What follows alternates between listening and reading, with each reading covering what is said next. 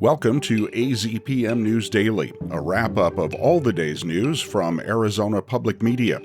I'm Steve Jess, and on this Independence Day weekend, showing your independence by hitting the road. Prepare for heavy congestion, especially on Interstate 10. Why indigenous people have a complicated relationship with the Declaration of Independence. 30 lines below the statement, all men are created equal, refers to Native peoples as merciless Indian savages. And a new initiative celebrating America's birthday from the founder of StoryCorps.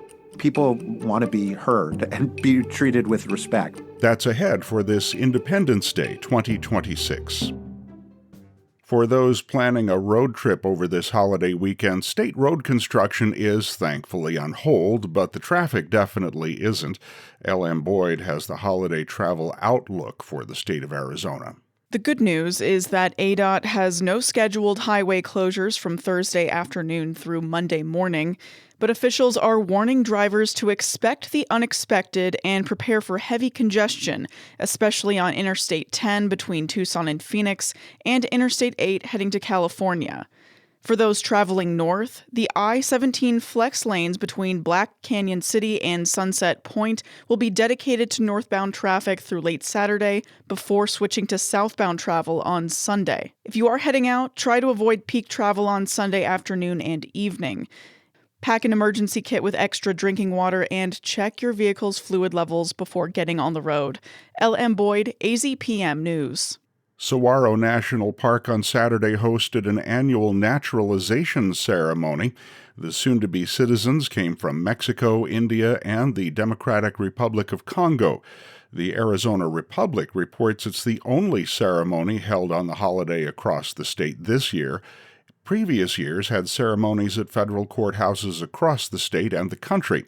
In a typical year, about 800,000 people are naturalized in the U.S., but fewer applicants are going through the process since President Donald Trump's administration made the citizenship test more difficult and began rolling out fierce immigration enforcement tactics. Saguaro National Park is open to visitors free of charge through the 4th of July weekend. Of course, this holiday marks 250 years since the Continental Congress adopted the Declaration of Independence. As Gabriel Pietrorazio of KJZZ reports, indigenous peoples have a complicated relationship with this federal holiday. And on the 4th of July they signed it, and 56 names underlined it. And now to honor those first 13 states, we turn the sky into a birthday cake. They got it done. The Declaration. Here's a fact from Navajo activist and blogger Mark Charles, something this catchy tune from Schoolhouse Rock left out. 30 lines below the statement, all men are created equal, refers to Native peoples as merciless Indian savages. And one of their grievances against the king is that he took away their right of discovery. Charles has written a lot about 1776. They refer to us in dehumanizing terms, and this is really crucial because, again, people look at this as an aspirational, great, grandiose document, but the more we understand this history, we see that's not the case. Gabriel Pietrorazio, KJZZ News, Phoenix. The city of Tucson is planning its 29th annual Independence Day fireworks celebration Saturday night. This year is set to be the last celebration using fireworks, as the city will move to drone shows for upcoming years. The fireworks show will take place at A Mountain from 9 p.m. on Saturday. To minimize fire risk, the fire department and the water utility both have watered down the vegetation on the mountain and surrounding areas, and they'll also stay on site during the event.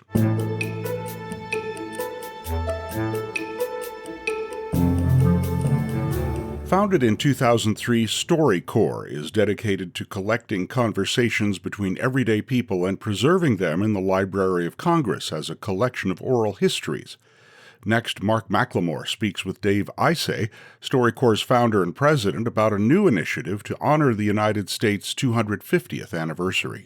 People want to be heard and be treated with respect. One of the taglines of StoryCorps has always been listening is an act of love. It's looking someone in the eye and letting them know how much you mean to them by asking them the most important questions that you can ask. People think of, when they participate in StoryCorps, they often think of it as, if I had their 40-minute sessions, if I had 40 minutes left to live, what would I say to my grandmother? What would I ask of my grandmother? So they're very intense conversations. So explain to our listeners what Connect 250 is about. This whole idea is about 6 weeks old, and the folks at StoryCorps, like the many folks who you've met, were feeling a little bit like what was happening for the 250th of the country was not built to last. And we wanted to do something that was special, and had this idea to create a platform, Connect 250, that's going to make it possible for us to have a time capsule of American voices that will outlive us. So it's kind of a Hey America, Meet America effort. It's strangers coming together on this platform, which is a little bit like a dating app, and meeting a stranger and having that StoryCorps 40-minute conversation with that person, and then hitting end and it going to the Library of Congress. And you sign up at connect250.org. And then on July 7th, the platform itself, because we're still building it, it will be ready on July 7th. So there are no politics involved in this at all. It's just a completely human conversation. And then you're in a platform where you see 5 names, first name, where they live, and a bio. And if you see someone you're interested to talk to, you pick them. And you go to a secure text platform and you text back and forth to pick the time. And then when the appointed time comes, you show up on a protected video screen and you have this StoryCorps conversation with the StoryCorps questions scrolling at the bottom. And you come in maybe a little bit nervous and you come out with a friend. What does your instinct to tell you that Connect 250 might reveal about Americans? I think that what Connect 250 is going to reveal is the truth that StoryCorps has revealed over the last 23 years, that people are basically good. StoryCorps, I hope, someday will be America's empathy machine, and a machine that reminds us of the basic goodness of our neighbors and that we have nothing to be scared of. Well, Dave, I say one last question for you. When I first met a StoryCorps team, they were traveling in an Airstream trailer that had been turned into a mobile recording studio. And I found out that Airstream trailer was named Studs Terkel after one of my favorite authors. And I'm just curious, I know there have been some updates to your equipment recently. Is the Airstream trailer, known as Studs, is it still in action? That's a heartbreaking question. And Studs is the person who actually invented the term oral history and cut the ribbon on our first booth, not a mobile booth, in Grand Central Terminal when we opened up 23 years ago and passed away. I think he might have been 97 or 98 when he died.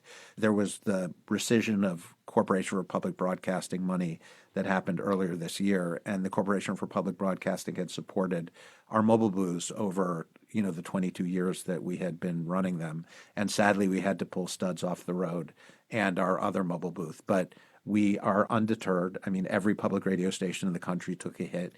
We took a big hit. But this work of reminding us of our best angels and who we really are has to continue. Mark McLemore spoke with Dave Isay, president and founder of StoryCorps. You can listen to the full interview online at azpm.org. The project will become active on July 7th, but you can register now at connect250.org. And now you're caught up on all the stories we covered at Arizona Public Media leading up to Independence Day. Subscribe to AZPM News Daily wherever you get your podcasts. I'm Steve Jess, and we'll be back after the weekend.